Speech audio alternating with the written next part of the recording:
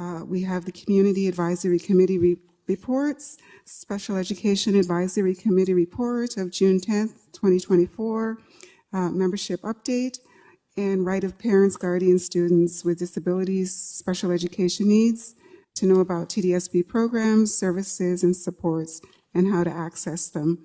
Welcome to the chair of our Special Education Community Advisory, our Special Education Advisory Committee, SEAC, Mr. David Lipovsky. Give me one sec. I will be ready for action. Welcome. One sec.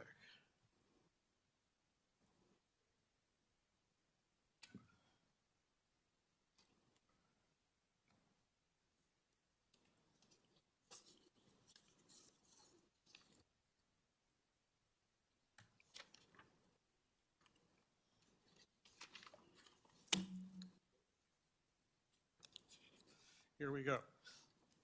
Good afternoon, and thank you for the opportunity to speak to you. When you got elected as school trustees, you got yourself into an endless conveyor belt of issues hitting you. Not enough time, and probably a sense that most of them are overwhelming, and that too often there isn't much you as a trustee can do. Let me give you one that is a big problem, whose solution is not controversial, and where you can make a huge difference. I sound like a sales pitch, but it isn't. As the chair of your Special Education Advisory Committee, I come to you for the first time with an important request for you to intervene with a specific action that will significantly help tens of thousands of families of kids with special education needs. And you don't need to budget another dime. Yeah, it sounds like a sales pitch, but it's true. It's an issue that we've tried to resolve over 8 years working with staff without, unfortunately, success. So what is it? If you're a parent of a child with a special education need, you just don't go to your local school, enroll in the local classes, deal with the standard operating procedure for the mainstream of the student population. You've got to find out what particular programs, services, supports, alternatives, options are available for your child's needs. Where to get them, who you got to talk to, how to advocate for them. I'm lucky enough to have a law degree, in fact, two, to help me with that. Most parents don't. And unfortunately, while it should be easy to make this information readily findable, easy to read, and available, it isn't. TDSB is like a restaurant that will not give us a menu, but expects us to order. It is recurringly hard to find this out. Now, it's not because anyone wants to conceal it. It's because there's a system set up that just doesn't work. And what we're asking you to do is not to take it over and design it and operate it. That's operational. But it's to set for the staff a priority that this must be fixed, and to report back to you on it. So first, how do I know it's a problem? Well, we know from multiple sources. First, I've been on SEAC for 9 years. We've had evolving membership. Everybody agrees. It's everybody's experience, but not just the individuals. On SEAC, there are representatives of a significant number of disability community organizations who get calls from parents who have the same problem and then report this back at the SEAC table over and over. No one says, oh, that's not a problem at all. Everyone agrees this is not controversial for us. In fact, any number of our SEAC volunteers have said their organizations, their paid staff or their volunteers have to fill in by trying to figure it out for the parents and explain it to them because the parents have so much trouble too often finding it out from TDSB. How else do we know? Well, we decided, SEAC did, 2018, to conduct an online survey. We heard back from, I think, about 1,600 parents. And we had a couple of volunteer law students I was working with dedicate their time to synthesize it into a report that we've given to the staff multiple times. It reports parents over and over saying it's hard to find out, it's hard to navigate, it's hard to get answers. Not because the staff are mean or nasty, because the system's broken. And we need a system fix, and we need you to get that started. And I got to tell you, and I'll send you the report if you want it, but if we assume that half of the people in that report are lying, that they are reciting things that never happened, we still have and I wouldn't make that assumption at all, but if we made that very strong assumption, there would still be a big problem. How else do we know there's a problem? We know there's a problem because when I was teaching at Osgood, had a couple of volunteer law students and I assigned them, go to the website at TDSB. I didn't predict an answer. I said, just pretend you've got kind of a grade 11 or 12 education.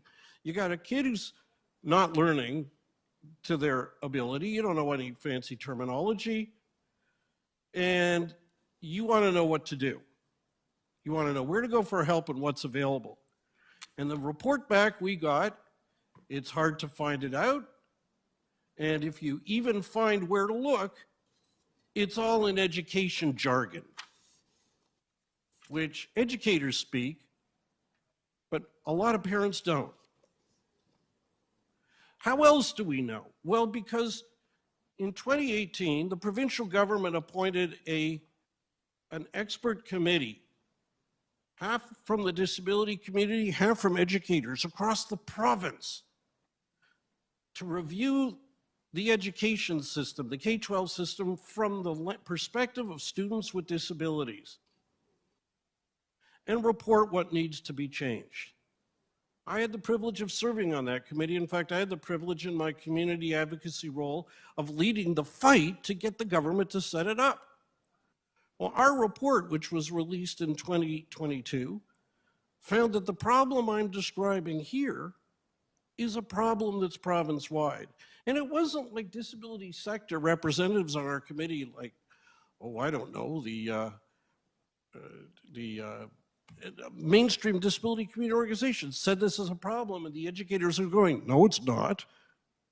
There was unanimous agreement. We couldn't pass on this issue. We couldn't pass a recommendation unless the province was satisfied that 75% of our committee agreed. So with all of that, and by the way, while no one at our committee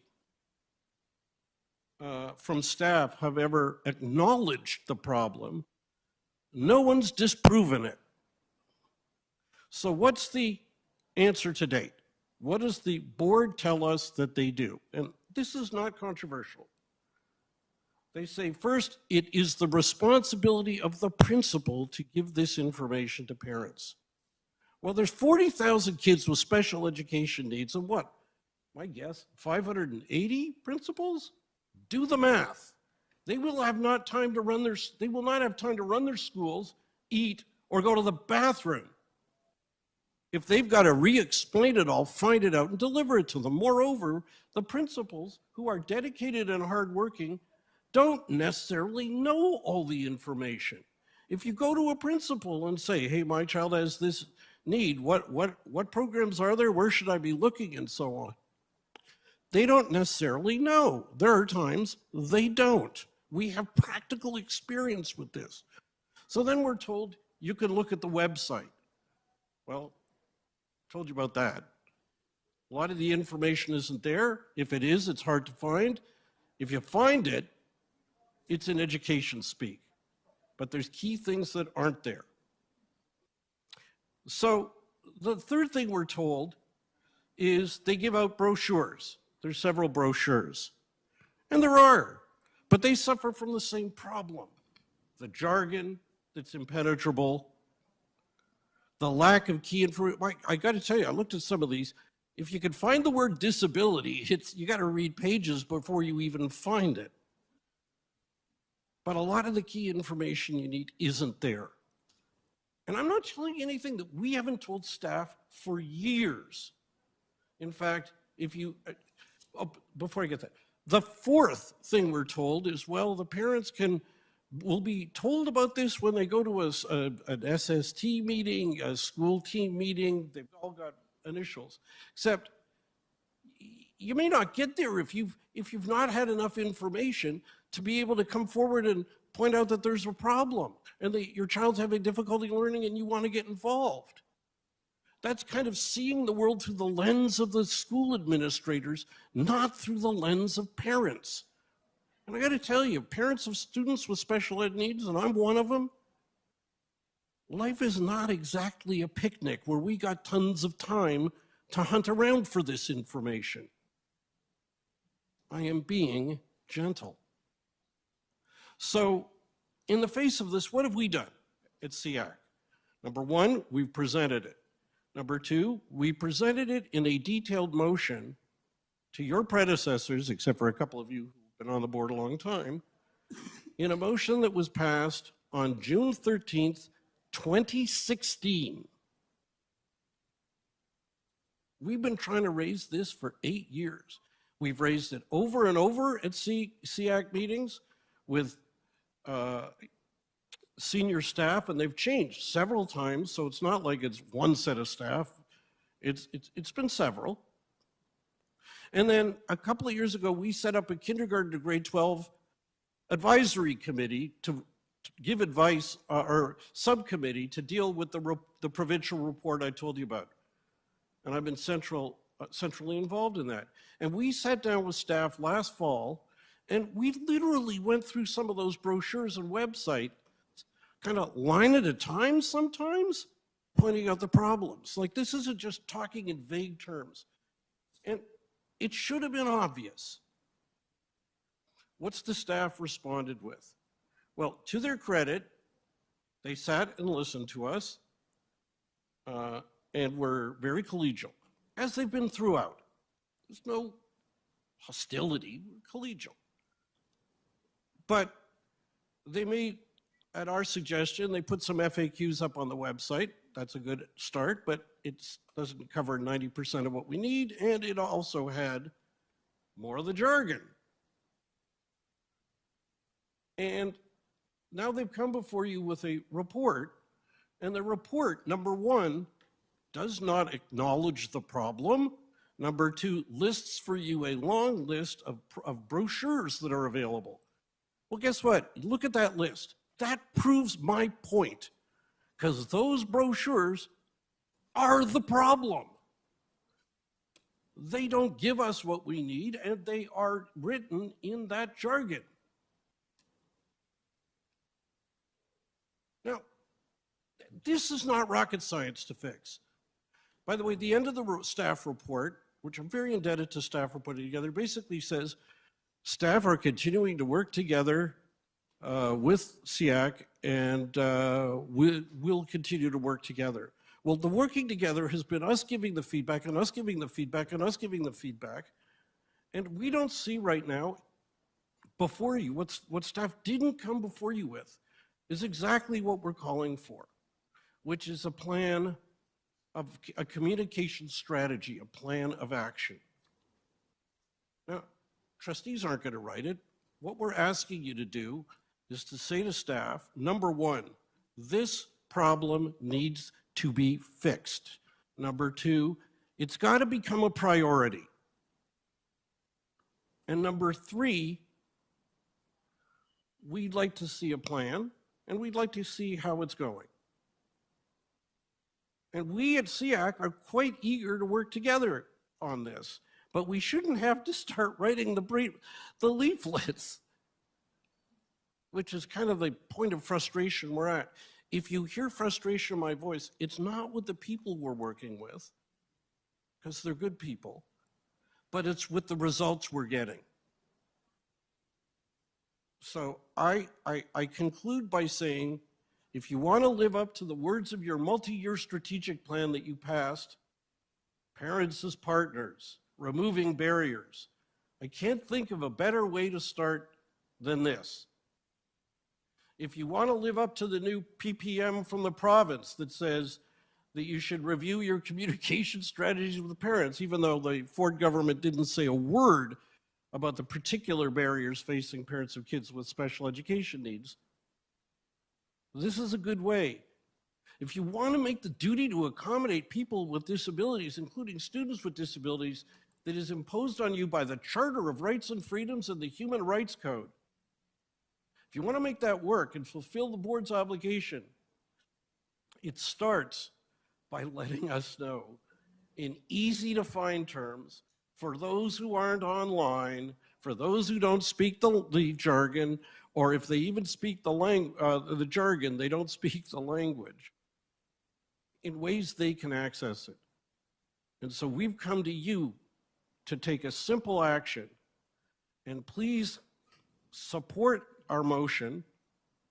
And we want to present this to the trustees as a whole. I'm going to be asking to appear, but it would help if the priorities or the Program and School Services Committee endorsed this request, acknowledged the need, and support a recognition that the staff should come back with an operational plan to show that they are that there's going to be some new action, not just more of the same. We've waited 8 years. Please don't make us wait another 8. Thank you very much. Thank you, Mr. Lepofsky. I have Trustee Laskian on the speakers list. Thank you very much. I'm not a member of the committee, but I'm here to just support the fact that communication is critical. And when this comes to board, should the committee wish to send it forward, I would definitely support it. But in the meantime, I listened really carefully to what you said to us. You forgot our role, because if a parent is having difficulty, especially trying to find things on our website, please ask them to contact their trustee, because part of our role is to help them navigate the system. And don't get me wrong, I don't know everything about special education, but I sure know who I can funnel the questions to find out the information. So until there's good information in, my former colleague Donna Cansfield used to say, Canadian Tire language, I would really ask the committee through you to let parents that are having difficulty navigating for their children to contact their trustee. Thank you.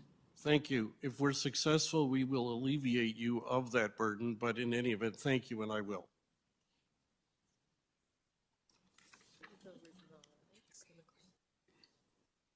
Thank you. Trustee McLean. Thank you, and through the chair, thank you, Mr. Lepofsky, for your presentation tonight and your years of service on SEAC. I'm interested in when your subcommittee actually sat down with staff and began to break down one or more of the brochures and tried to indicate and be specific about the language that didn't work and was too education speak and needed to be more layman's and more helpful for parents. Did staff agree that these were appropriate changes, and did the changes that you highlighted, that the subcommittee highlight, actually result in changes in what the TDSB produced ultimately? Thank you for the question. Let me give you my, let me put it this way. We basically concluded they need a total rewrite. In other words, it's not like you go through and change this word for that word. Like if it isn't even clear until multiple pages in that this is about students with disabilities as part of the population, a key central part. Now, no one's going to read any further. I mean, people who are busy aren't going to read 8 pages to find out.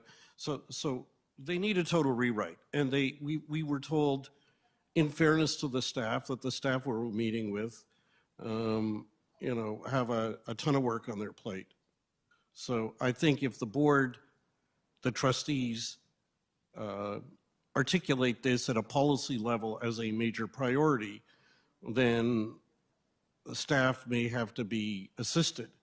Moreover, the people who were writing these, if you want to get granular, were in the spec ed department. They know the special education department. They know the technical stuff, but they're not, and I don't mean a criticism, they're not communication staff. They're not, their skill set isn't in writing in plain language for the public. So I don't fault them. Their skill set is that which, they brought them to where they are. So there's been a problem with, in that regard. We were told at one meeting or in one context that the board has to use the language that the Ministry of Education uses. And respectfully, that is not true. You're not somehow under, I don't know of a single policy direction from the ministry that says you can't explain things in plain language in a brochure. And the moment that someone at the Ministry of Education objects to the TDSB putting out a leaflet to all parents, because there are parents who don't even know their kids have these needs. They haven't been identified yet. They just know their child is struggling. The moment you put that out or put a paragraph in that, a regular and a different paragraph in the periodic email blast that we all get, and it's not in ministry education speak, if the ministry objects, please let me know. I got a Twitter feed and I periodically get the media calling me looking for stories. That would be a lovely one. I don't think they're gonna, but the bottom line is there is no current plan that we know of. We were given a short-term plan a year ago. It addressed a couple of things. Parts of it were accomplished, parts of it were not. But we are really no further ahead in terms of actually being in a position where parents can easily find this information. The other thing is, this doesn't have to be all solved at once to be solved at all. One clear new 3-page brochure, I'm making up links, that is sent to all parents digitally or whatever and physically at school. Not just parents of kids who we know have special education needs, but just an introduction and a who to call, that might well get a whole lot of progress. Thank you, sir. Thank you. I have Trustee King is next on the speakers list. And this is just a reminder that we'll be recessing at 6:30 and then back for a special board meeting at 7, which goes till 9. I will be brief. It's not to rush you. I'm just providing some nickname information. My nickname at law school was Verbofsky, and I've tried to live up to it. Thank you, Mr. Lebowski. And just to finish the reminder, and we'll be back at 9 to complete this agenda for PSSC. So Trustee King is the next trustee on the list. Thank you, through you, Chair, and I completely own that by asking another question. I'm keeping you going, so it's okay. I'm just, I think I'm trying to understand, and I know you've spent quite a bit of time speaking to various groups here, so thank you for that. I'm newer to this conversation, so I'm trying to understand I've heard that there have been several years of conversation and sharing of recommendations.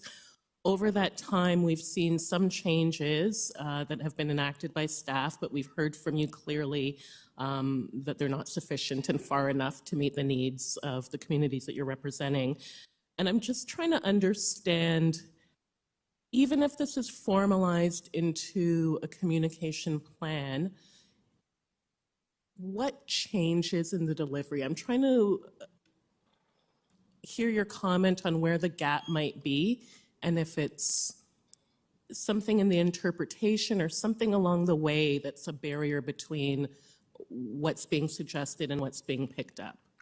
Okay, easy solution, and I believe we've delivered it, as has the provincially appointed committee I advised. There's a list of information that people need. We've identified it. I won't go through it all now, but it's in the 2016 motion that's in the brief that I submitted to you folks last night. And there's a bit more in the provincial, but the staff have it. There's a list of categories of information people need. And what we've already advised is the board needs to look at each of the different ways they can deliver it. One is a web page. They've got a standalone web page, but one that's linked to on the front page of the website of the TDSB that doesn't use fancy language. Some people don't even know what special education means. So clear language so people know what it is. And where instead of going to the page talking about commitments to human rights and anti-oppression and all that stuff, start talking about kids who are having trouble learning. And going through the steps of what can be done, where you go, how to find out, who to talk to, and what's available. Then having options of like what different programs there are.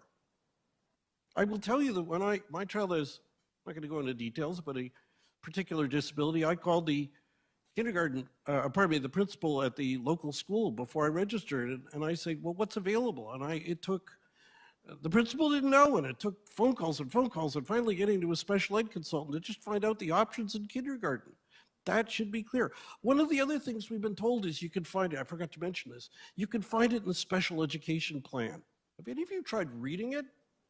It's the cure to insomnia. It goes on for over 100 pages. It is not a guide to lay parents, but we've been told parents can consult there. They can look there, it's in that. That's not fair. So the brochures, simply rewritten in plain language, which the web content could echo, but also making it available not just to parents we know about, but parents we're not sure about. We could have videos, and I know there's been a bit of work on that, and I've had some talk with Louise about the possibility of doing more. But start with maybe even just a statement of parents of what we're prepared to do. Like, how about a statement saying, if your child has a disability, the school board's obligation and commitment is we're going to do our best to accommodate your child's learning needs. Like, just saying that to parents would mean a whole lot. And I'm not talking about something that's over the top. It's only the fundamental law of Canada, right? So there's these kind of things that could be done. And we've shared these ideas. We're happy to share them again, but in a plan where it's going to actually happen. And I have Acting Director Shrishko. Thank you, Minshew. Thank you very much. And through the chair, I also want to express my deep gratitude and tremendous admiration to Mr. Lepofsky